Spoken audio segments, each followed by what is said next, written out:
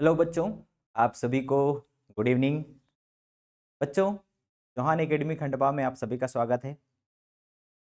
जैसे आप सभी को पता है, 12th बिजनेस स्टडी में हम प्रीवियस ईयर के जो क्वेश्चन पेपर है, उन पेपर्स के जो ऑब्जेक्टिव टाइप के क्वेश्चन हल कर रहे हैं। बच्चों, बोर्ड एग्जाम में 32 नंबर की जो ऑब्जेक्टिव है, वो हमारे लिए बहुत मायने रखते हैं, क्योंकि 32 नंबर मतलब 80 में से 32 नंबर लाना, ये सीधा हमें पास करता है।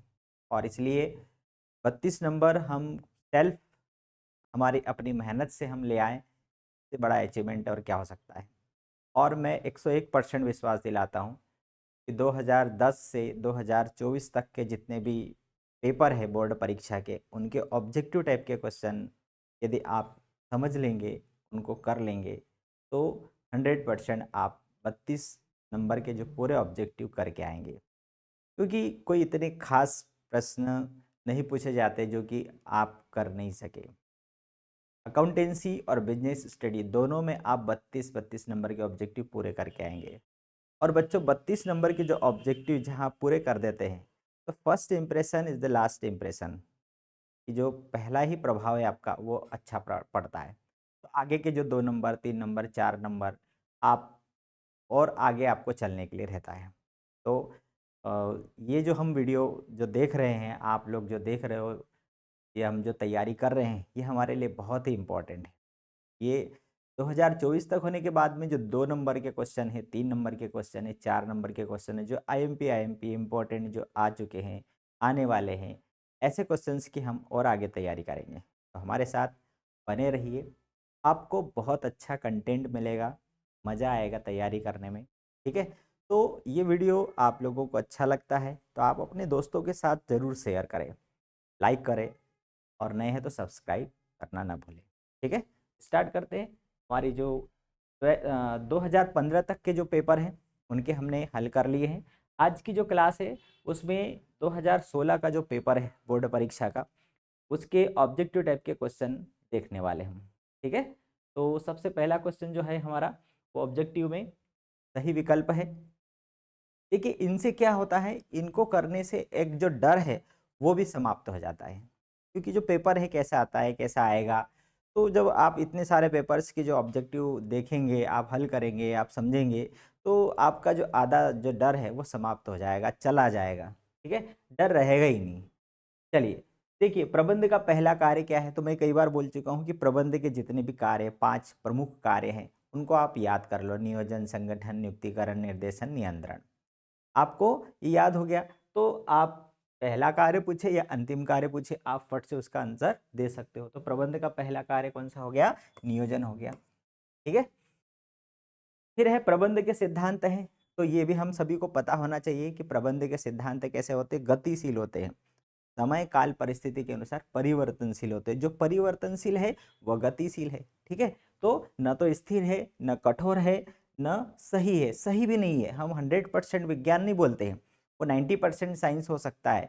जो जो प्राकृतिक विज्ञान है वो 100% है, कि जैसे कोई सा भी गुरुत्वाकर्षण का नियम है तो 100% सही है। लेकिन जो प्रबंध के सिद्धांत जो हेनरी फ्योल, एफ.डब्ल्यू. टेलर ने दिए हैं, तो 100% विज्ञान नहीं है, वो उससे लगभग विज्ञान हो सकते हैं। क्यों? क्योंकि जो प्रमाप होते हैं उसके अनुसार, देश, काल, परिस्थिति के अनुसार उनमें परिवर्तन हो जाता है, ठीक है? तो यहाँ पर ये कैसे हैं, ये गतिशील है, ये आवश्यकता के आधार पर इनमें परिवर्तन होता रहता है। फिर है क्वेश्चन नंबर सी पर आएँगे, भारत में नवीन आर्थिक नीति कब लागू की गई? इसका क्वेश्चन भी हर साल पूछा गया है कि भारत में नई नवीन आर्थिक नीति कब लागू की गई? आर्थिक सुधार के कदम कब उठाए गए? तो जुलाई 1991 में उठाए गए, और इसके अंतर्गत उदारीकरण, निजीकरण, वैश्वीकरण, ये कदम उठाए गए, ठीक है? कभी-कभी पूछ लिया जाता है कि नियमों और प्रतिबंधों में ढील दी गई उदारीकरण में, ठीक है? वैश्वीकरण से क्या आशय होता है? तो विश्व देश की अर्थव्यवस्था को विश्व की अर्थव्यवस्था के साथ जोड़ देना। बस ये क्वेश्चन ही पूछा जाते हैं, ठीक है? फिर है निम्न का योजना से संबंध नहीं है। हाँ, अब ये है भाई नियोजन से रिलेटेड, जब नियोजन के आपने अलग-अलग तत्व पढ़े होंगे, उद्देश्य है, कार्य योजना है, कार्यक्रम है, बजट है, नीतियाँ हैं, नियम है, ठीक है? तो ये उसके क्या हैं, ये तत्व हैं, नियोजन के तत्व हैं। तो निम्न का योजना से संबंध नहीं है। अब आपको यहाँ पर सारे तत्व ध्यान रखना है। तो योजना का जो तत्व है, बजट भी उसका तत्व है, कार्यविधि भी उसका तत्व है, फिर कार्यक्रम भी उसका तत्व है। ये जो अभिप्रेरणा है, ये अभिप्रेरणा उसका तत्व नहीं है, योजना से उसका कोई संबंध नहीं है। क्यों? क्योंकि कार्यक्रम, कार्यविधि, बजट ये सभी क्या है? ये योजना के तत्व है, एलिमेंट्स है। जब आप लोगों ने नियोजन पढ़ा होगा तो नियोजन के जो तत्व हैं उन तत्वों में ये सभी है, लेकिन ये अभिप्रेरणा नहीं। अभिप्रेरण क्या है? अभिप्रेरण क्या है? ये निर्देशन का एक तत्व है। निर्देशन के 4 तत्व है, नेतृत्व, फिर संप्रेषण, फिर अभिप्रेरणा, है ना। और ऐसे 4 तत्व दिए गए निर्देशन के, जो आगे जो हमारा चौथा कार्य निर्देशन जो दिया है, उस निर्देशन के ऐसे 4 तत्व दिए गए हैं। ठीक है, तो ये अभिप्रेरणा नियोजन का उससे संबंधित नहीं है।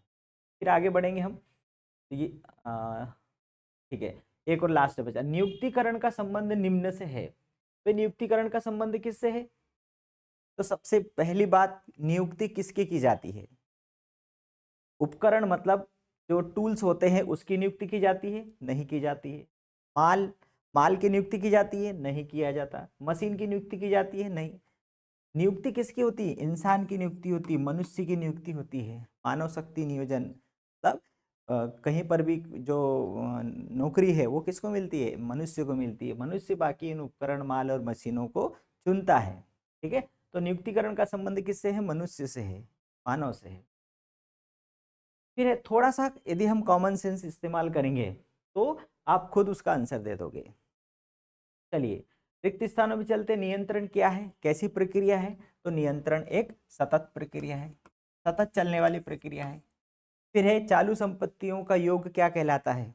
तो चालू संपत्तियों का योग क्या कहलाता है? कार्यशील पूंजी, वर्किंग कैपिटल। ठीक है, चालू संपत्तियों का जो योग है वो कार्यशील पूंजी होती है। ऐसे ही कभी कभी पूछ लिया था, चालू संपत्ति या ऋण चालू दायित्व, चालू संपत्ति या ऋण चालू दायित्व बराबर कार्यशील पूंजी होती है। या चालू संपत्तियों का योग भी क्या होगा? कार्यशील पूंजी होगा। सेबी की स्थापना कब हुई है? तो 1988 में इसकी स्थापना हुई है और 1992 में इसको वैधानिक रूप मिला है। तो हम जनरली क्या लिखते हैं? 1992 लिखते हैं। ठीक है, फिर है आर्थिक स्थिति जानने के लिए, ये हमारे कोर्स में नहीं है। ठीक है, प्रबंध क्या है? एक अदृश्य कौशल है। प्रबंध क्या है? एक अदृश्य कौशल है। कौशल का मतलब होता है कि छुपी हुई योग्यता। जैसे कोई प्रबंधक है तो उसके चेहरे पर लिखा नहीं है कि ये प्रबंधक है, वो एक योग्य प्रबंधक है। वो कैसे पता चलेगा? उसके कार्य से पता चलेगा, उसके परिणामों से पता चलेगा। तो प्रबंध क्या है? प्रबंध किसी व्यक्ति के अंदर छुपी हुई एक अदृश्य, जो कि दिखाई न देने वाली योग्यता होती है, अदृश्य कौशल होता है। ठीक है, चलिए आगे बढ़ेंगे, हम सही जोड़ी की तरफ चलेंगे। तो सही जोड़ी में सबसे फर्स्ट दिया है कार्य विभाजन। ये हेनरी फ्यूल का एक सिद्धांत है, कार्य विभाजन। कार्य विभाजन में क्या किया जाता है? बड़े कार्य को छोटे छोटे कार्य में बांट दिया जाता है, योग्य व्यक्ति को योग्य कार्य दिया जाता है। मतलब यहाँ क्या किया जा रहा है? यहाँ विशिष्टीकरण किया जा रहा है। मतलब कार्य विभाजन का सीधा संबंध किससे है? विशिष्टीकरण से है। ठीक है, तो यहाँ पर आपको कार्य विभाजन करना मतलब विशिष्टीकरण करना, विशिष्टीकरण करना मतलब योग्य व्यक्ति को योग्य कार्य सौंपना। फिर है सूक्ष्म वातावरण। तो व्यावसायिक वातावरण जो है उसको 2 भागों में बांटा गया है, एक आंतरिक और दूसरा बाह्य। आंतरिक वातावरण और बाह्य वातावरण। फिर बाह्य वातावरण को 2 भागों में बांटा गया है, एक सूक्ष्म है और एक व्यापक है। सूक्ष्म जो वातावरण है वह व्यापार से जुड़ा हुआ है, और जो व्यापक वातावरण है वह विस्तृत है, फैला हुआ है। तो जो सूक्ष्म वातावरण है वो व्यापार से जुड़ा हुआ है, जैसे लेनदार हो गया, बैंक हो गए, पूर्तिकर्ता हो गया, ग्राहक हो गया, ये सब व्यापार से जुड़े हुए होते हैं। ठीक है, तो सूक्ष्म वातावरण मतलब ये आंतरिक घटक यहाँ पर बोला गया है कि सूक्ष्म वातावरण का संबंध किससे है? आंतरिक घटक से है, वो व्यापार से जुड़ा हुआ है। तो यहाँ पर हमारा आंसर क्या आ गया? बी आंसर आ गया। फिर है बजट। बजट मतलब पूर्वानुमान लगाना। बजट मतलब पूर्वानुमान, भविष्य में जो आय और व्यय जो होने वाले हैं उनका पूर्वानुमान लगाना बजट कहलाता है। कई बार बजट का संबंध किससे है? संख्या से है, तो बजट संख्यात्मक रूप में प्रस्तुत किया जाता है। गुणों से उसका कोई लेने देना नहीं। कोई मैनेजर कितना ईमानदार है तो वो बजट में नहीं लिया जाता। वो कितनी इनकम कमाने वाला है ये बजट में लिया जाता है। फिर है पदोन्नति का संबंध किससे है? तो पदोन्नति आंतरिक स्रोत है, मतलब भर्ती का आंतरिक स्रोत है। भर्ती के दो स्रोत होते हैं, आंतरिक और एक बाह्य। पदोन्नति मतलब व्यापार फर्म है, कंपनी के अंदर के लोग को ही प्रमोट कर देना। फिर है मानक लागत लेखांकन, मतलब ये लागत नियंत्रण से रिलेटेड है। ठीक हो गया। तो ये हमारा जो सही जोड़ी थी ये कंप्लीट हो। फिर हम चलेंगे क्वेश्चन नंबर 4 पर, ट्रू और फॉल्स की तरफ चलेंगे। तो वित्तीय प्रबंध सामान्य प्रबंध की एक विशेष शाखा है। बिल्कुल राइट है, ये पहले भी पूछा जा चुका है।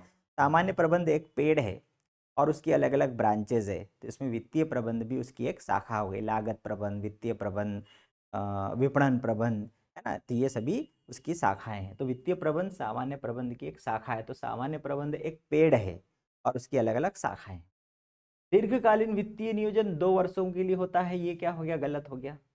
क्यों? क्योंकि दीर्घकालीन जो जो वित्तीय नियोजन है, वित्त की जो योजना है वो 3 प्रकार की होती है, दीर्घकालीन, मध्यकालीन, अल्पकालीन। अल्पकालीन 1 वर्ष के लिए, मध्यकालीन 1 वर्ष से अधिक और 5 वर्ष से कम, और दीर्घकालीन 5 वर्ष और उससे अधिक के लिए। यहाँ पर 2 वर्ष बताया गया है, ये 2 वर्ष वाली मध्यकालीन हो गई, दीर्घकालीन में नहीं गिना जाएगा। पूंजी बाजार तथा मुद्रा मुद्रा बाजार एक समान है, ये भी गलत है, ये वैसे कोर्स के बाहर हो गया, है ना।